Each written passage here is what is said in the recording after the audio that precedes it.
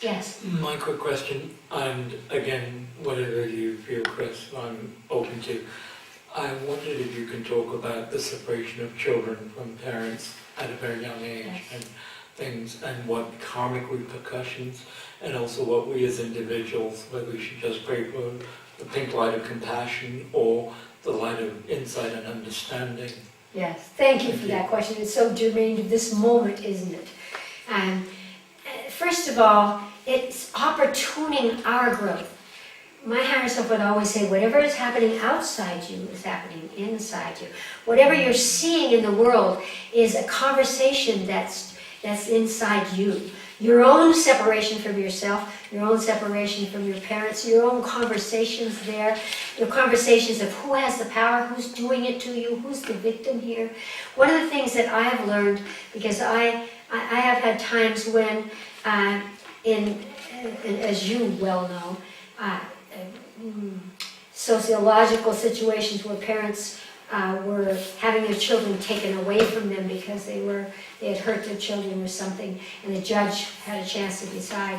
And I would hang out with the children a lot in those situations. It was really interesting for me to see that the child, though hurt and anxious and fearful, two things happen. If you say to the child, would you like to go over here where you'll be taken care of and fed and loved, or do you want to go back there where you're going to be beaten again? The child will go, I want to go back there. Yeah. So this is something that's very difficult for us on the outside to understand, that there is a karma. We choose our parents. And children, even when there's molestation, they will say, I just want to go back there. Why is that? That speaks of something that you cannot touch with your intellectual mind. You must be able to see deeply within the psyche of humanity. So on one level, I would say I have also seen that children from divorced families, there was a time when we said, oh, divorce was almost unspeakable. Now a child hardly knows another child that hasn't been a part of divorce. Mm-hmm. What I've seen there is, if a child is a part of a separation of family, very often that child will develop skills that child will not have developed. If the father only sees the child on the weekend, that father must mother the child. So the father grows. He must learn what it is to mother. He can't just say, I'm busy at work. He has to feed the child. He has to pay attention to the child. He has to do all those things. He grows.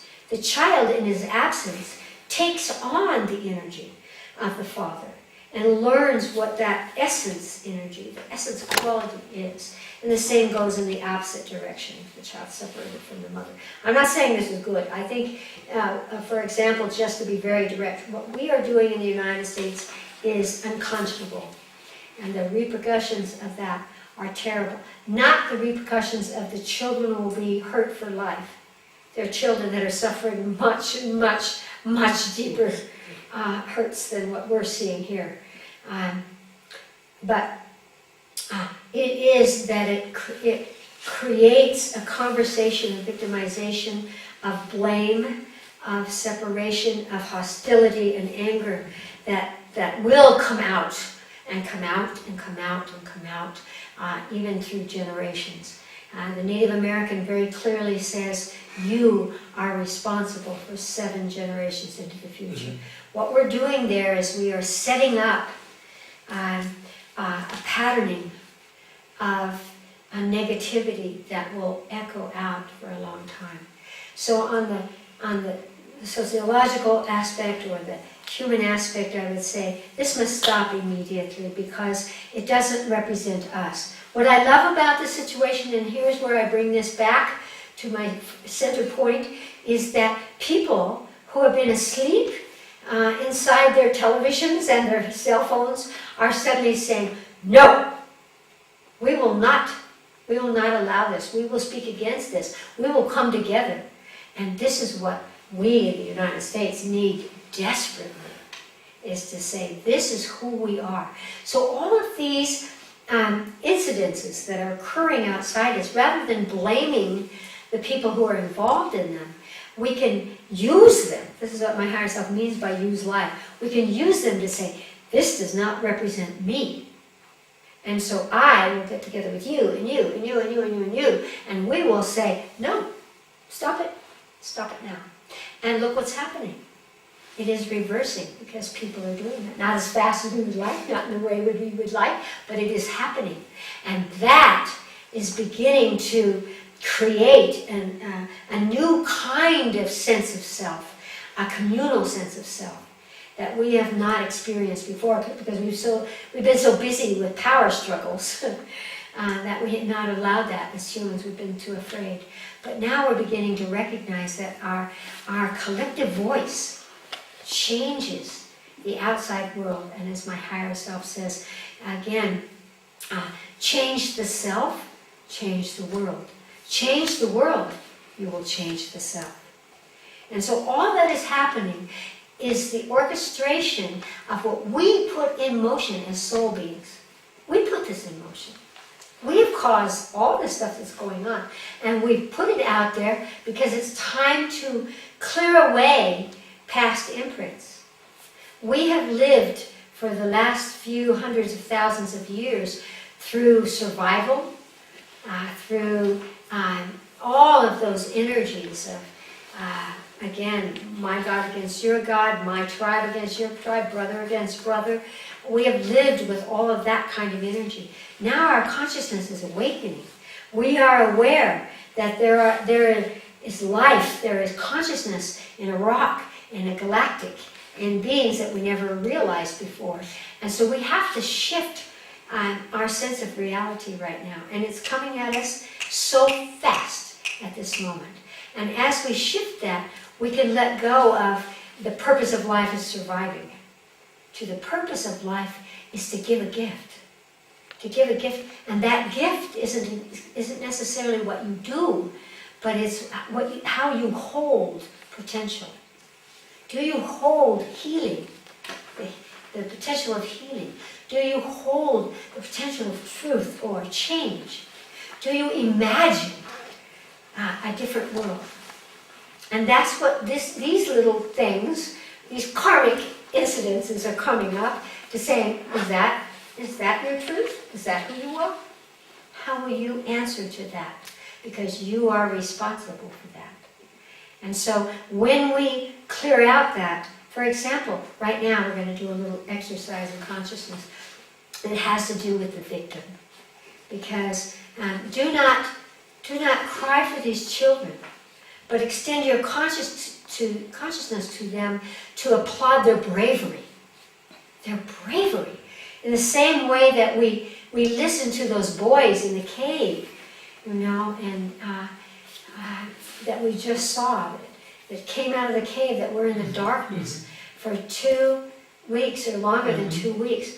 What did they do? Instead of feeling themselves the victim, they came out of that cave with a collective voice, with a voice that said, we trust the purpose of life. We trust our own capacity to change ourselves in the world. Look at these 11-year-olds teaching the world how to hold, how to care, how to, rather than say, we're the victims, we're going to die here, but to sit in meditation and say, the best will be the best, and we will hold that potential. And the 25-year-old coach, I mean, the guilt, the shame, everyone that dumped and yet he helped those kids stay Of together course. and pull them together. Imagine this, again, from a spiritual perspective. They all chose to go in that cave. Why? The same reason people die in groups. Because on a collective soul level, they see that there is purpose in their actions.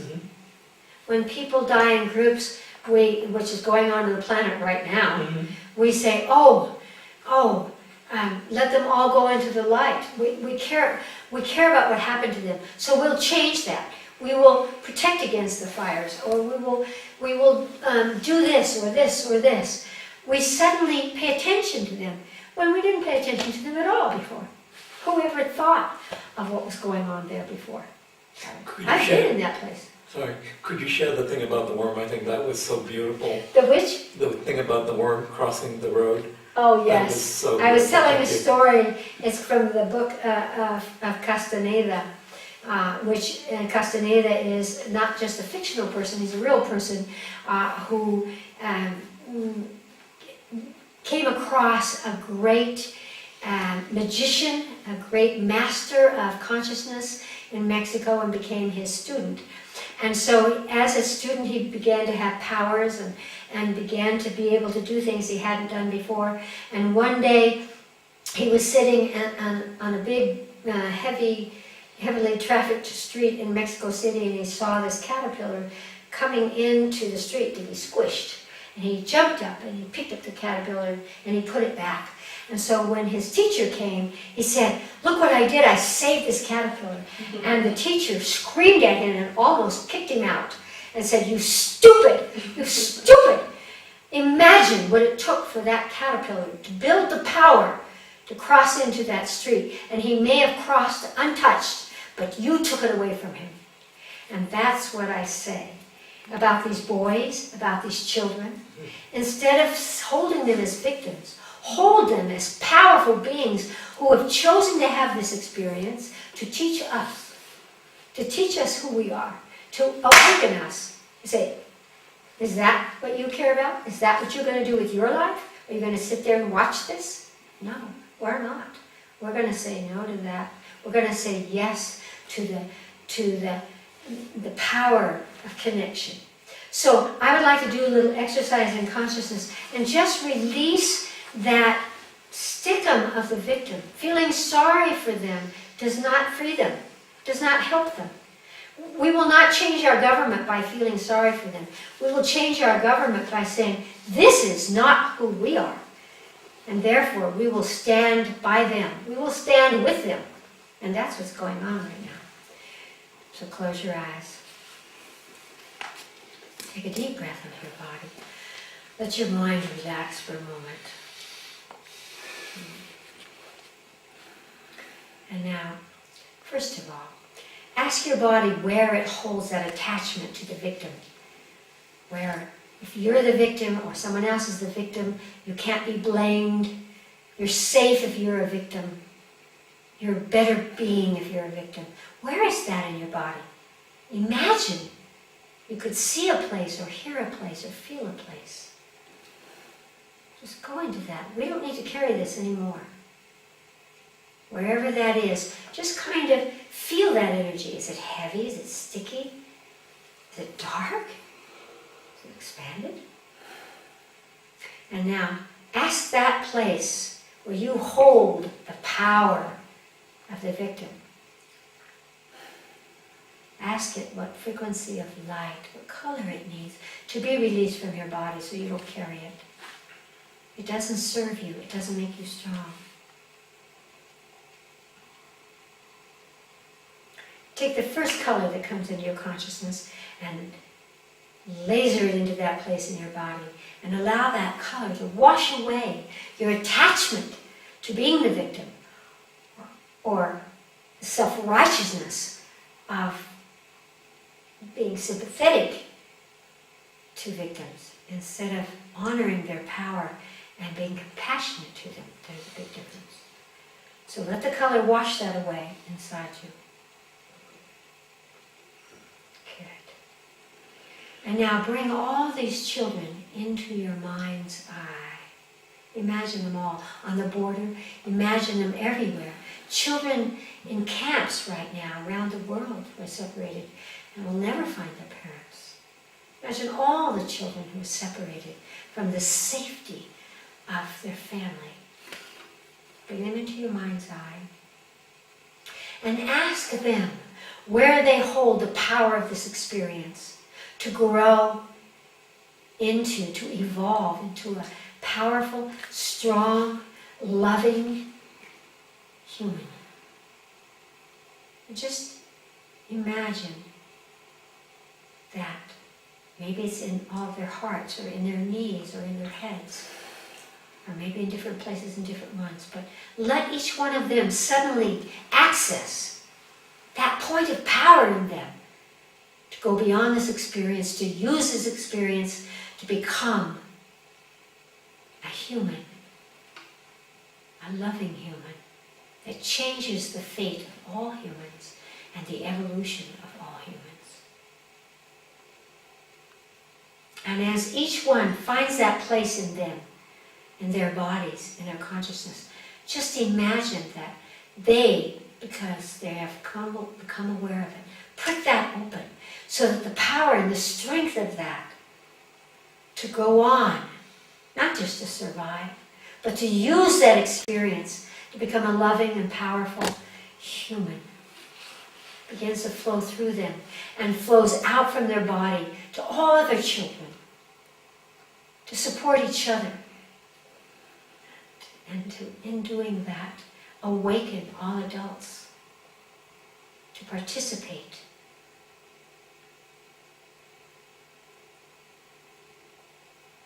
When you feel that expansion, that growing consciousness, feel that expanding from them and moving across the planet. And take a deep breath and open your eyes.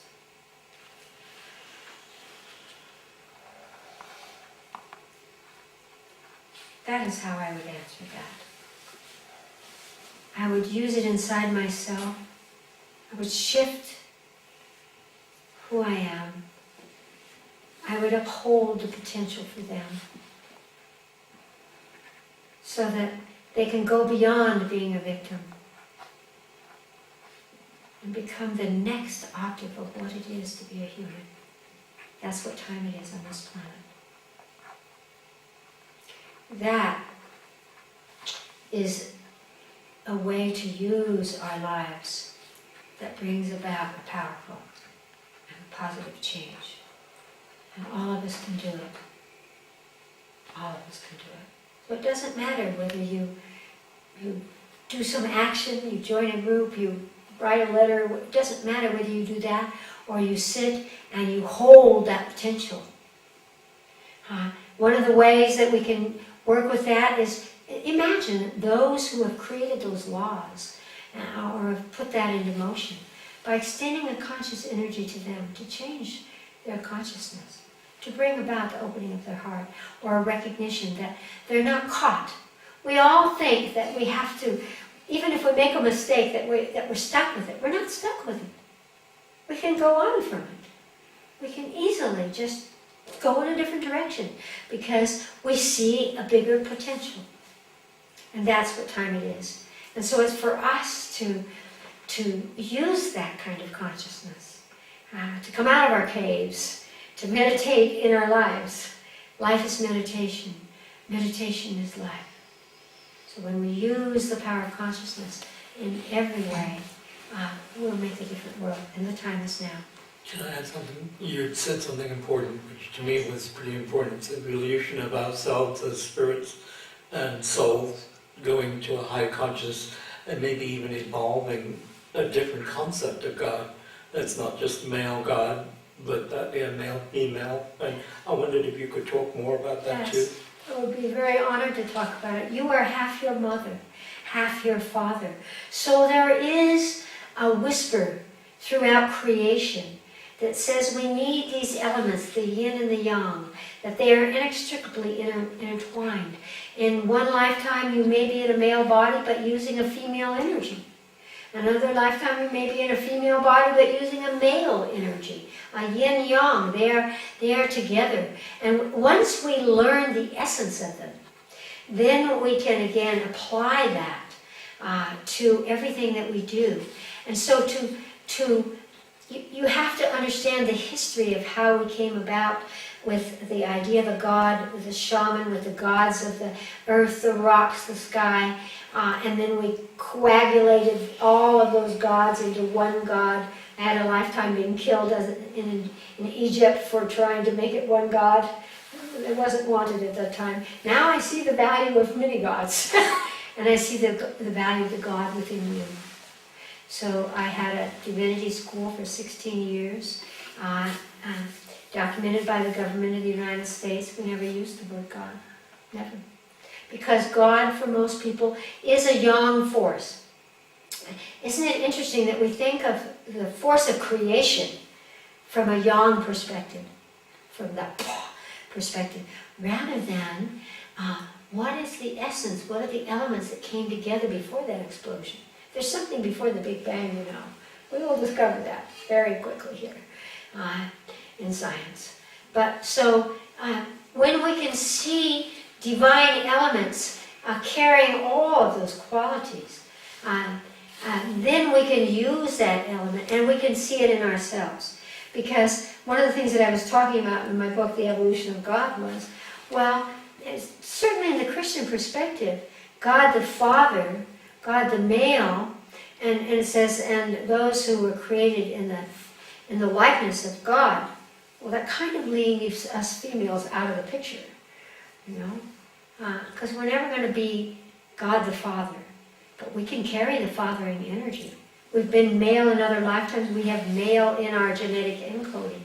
So I don't want to hold God as a victim, because here we say God the Father, He's going to take care of you, He's going to forgive you, but He died on the cross. Wait a minute. I don't want Him to die on the cross. I don't even believe that story. So I want the divine energy to be an energy that I can find inside myself. Otherwise, I will never be able to use this incarnation. It will always be about the negative part about karma, not the positive of karma, which is that I am the vehicle of divine creation, as are you and you and you and you. So how will I use it? So I want to bring the male and the female of God together, and not just male and female, but to mix it up so it has so many qualities that we have not touched yet.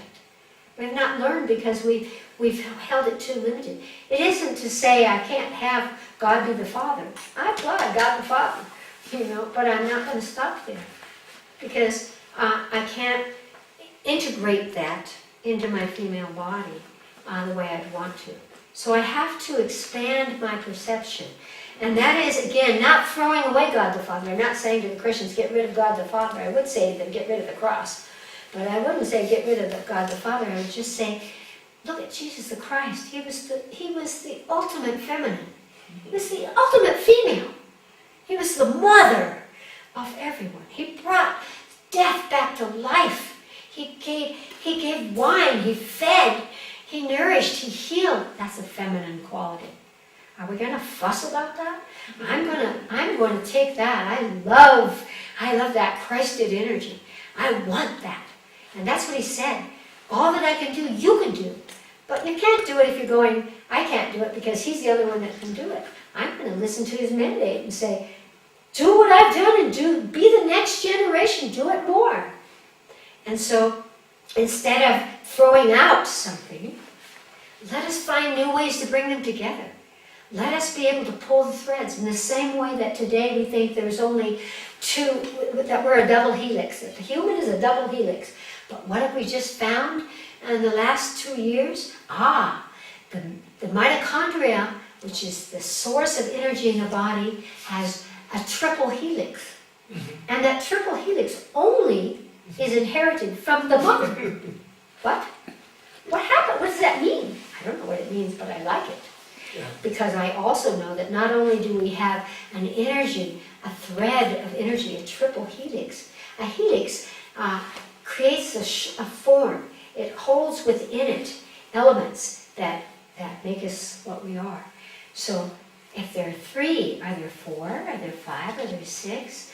Are there elements that we haven't brought into the 3rd dimension, but are there waiting for us to expand more?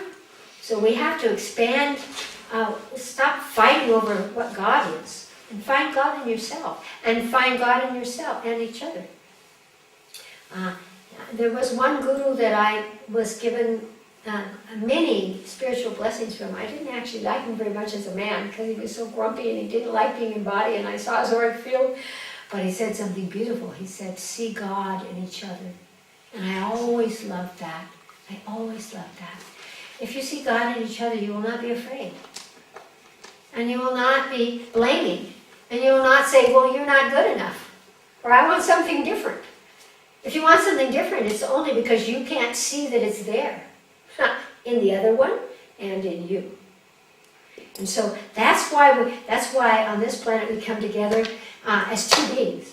It doesn't matter at all whether it's two males or two females or male and female. It doesn't matter. What matters is what you do with the energy that dances in there.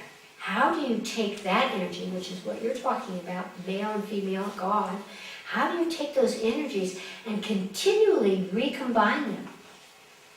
We don't have to throw it out, but we have to use it in a different way. And as we use it in a different way, things will fall away. There are things that our forefathers thought and wrote in the great books I've read, and my assistant over here had to read them all for me as well. I skimmed them, she read them. All the great books to really figure out what were they saying 1,000 years ago, 3,000 years ago, 600 years ago.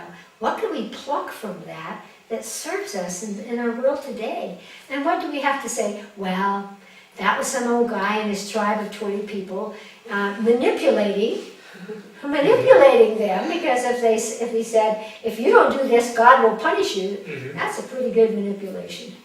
And people are going to do it. A lot of the religious books like the Quran and even the New Testament, the rules are very strict, even with the Orthodox Jewish people. Yes. And that's basically... Oh, and go on. I mean, there are many, there's the Mayan books, there are all the books all over the world. And they were written by someone hoping that they were hearing the divine voice, when maybe they were just hearing their cultural voice, or the voice of their great-great-grandfathers who were saying, women have to be this way, for example. Or God wants it that way. Or kill your son and prove that you love God. What? I've got the title for your next book, The Dance of the Triple Helix. Yes. Well, you know that the book I'm working on right now is called Potential Body. What's it called? Helix of Enlightened Health. Helix of Enlightened. I like to Oh, do that. wow. Helix of Enlightened Health. And so I'm talking about the helix in there, and because it fascinates me to begin to whisper and to seed into us all. Wait, this body that you have is different than you think it is. And it has these capacities. And so in the book, I'm really going, for This is example... due out. I'd love a copy.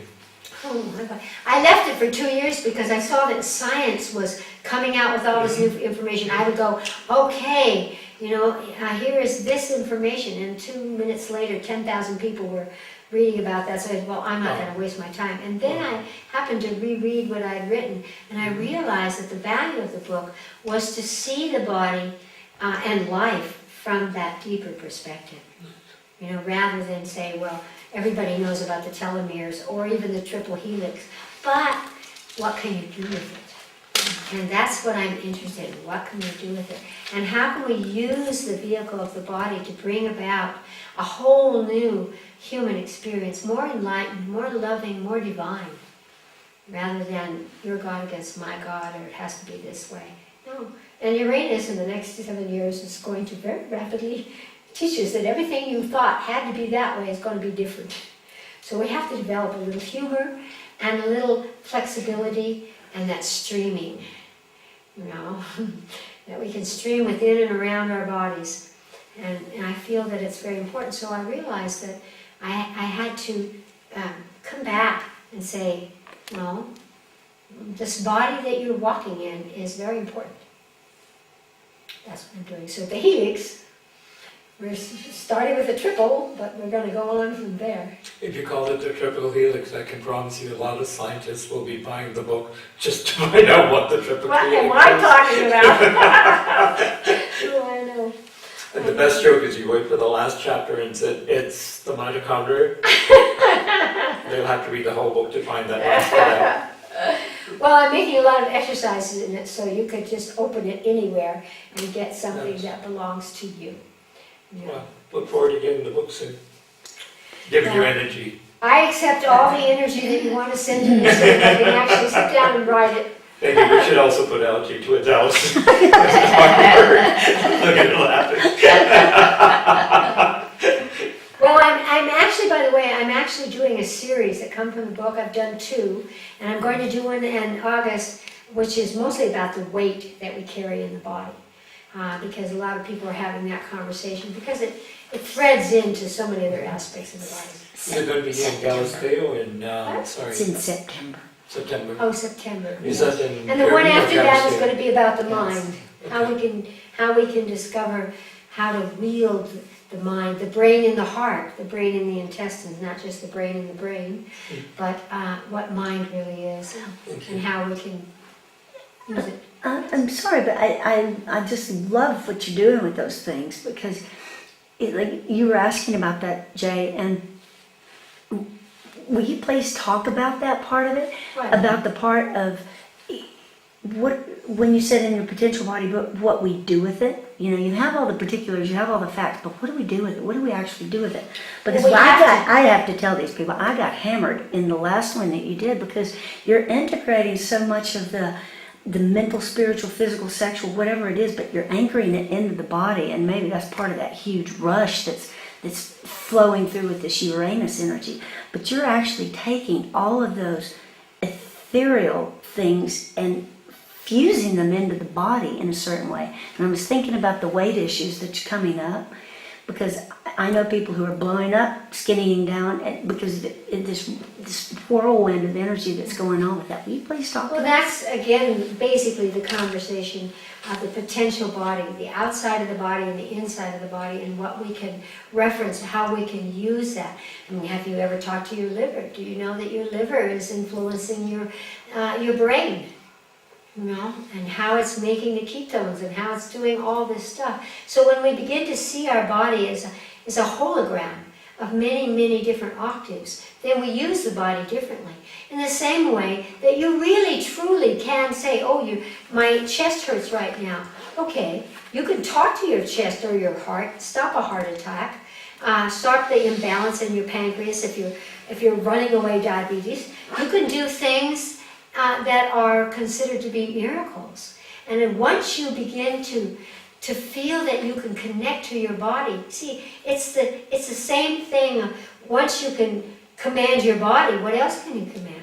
That's why at the Light Institute we do fire walks, we do all of these kind of conversations, that the purpose of which is to discover that we are much more than we think. So we take in all these levels and we bind them into the body, because if we're just talking heads, if we're just talking about it, or we're sitting in the caves and we're just meditating without movement, then we're not using our lives. The mandate for humanity at this time is to draw in and give out.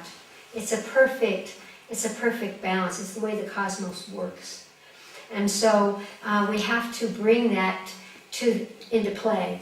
And I do know that you did get quite a little run from being at that intensive. And that's my purpose, is to not talk about it, but to have you experience it yourself. And so even if people aren't heavy in body, they can come because they're going to discover their bodies in ways they never dreamed that they had those living elements in their bodies. But don't you, what I got from that is that I have no idea how you do what you do or why you do it, but all the integration allows for a more expanded consciousness. That's right. Without the whole talking. Well, there's consciousness in every cell of your body. Every Exactly. cell has mind, and so that can take us across the veil. And the whole purpose of expanding the sense of self, or expanding what we can do or be in life, is to expand out and bring in, and expand out like the tides. The tide comes in and the tide goes out. And the more that we bring a balance to that, the more we can actually do in this experience of embodiment. We want to, this is pivotal lifetime. This is not I always talk about time is an illusion, but there is a synchronicity that's occurring right now. It's like a pinpoint. It's like a black hole in a way that's absorbing energies from the cosmos. And they're absorbing into us individually, on all levels of our being, and to us collectively, and into the planet that we live in. And so, as we absorb these energies, we must learn to use them, or they will use us. And that's what's exciting right now. This is not a negative time, but this is a pivotal time. And so the gift of consciousness is allowing us to free ourselves from guilt, from blame, from limitation, from it's all in a box. And to begin to have the deliciousness of experiencing how we can reach out, touch something new, bring it into form, and shape it into something that creates a better experience, the evolution of the soul for ourselves and our planet. Well, you had a really great quote about that from the last one that you gave, about that every part of the body was a constellation of purpose. And Every part of the body is Wow, a constellation of purpose. And this is true. And if we could imagine what that meant, we would be changed right away.